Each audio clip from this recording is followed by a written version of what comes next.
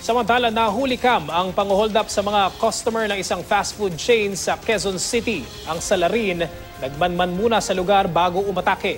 Balitang hatid ni Jay Sabale, exclusive.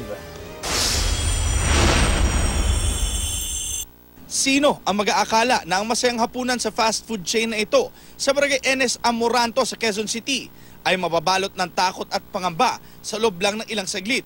8:01 ng gabi, makikita sa CCTV ang pagdaan ng dalawang magkaangkas sa isang motorsiklo.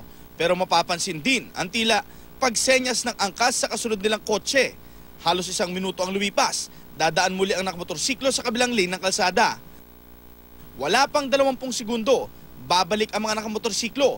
Pero sa pagkakataong ito, bababa ang angkas na naka-helmet, puting jacket at itim na damit. Ang rider naman, inabante ang motor at saka nag-abang.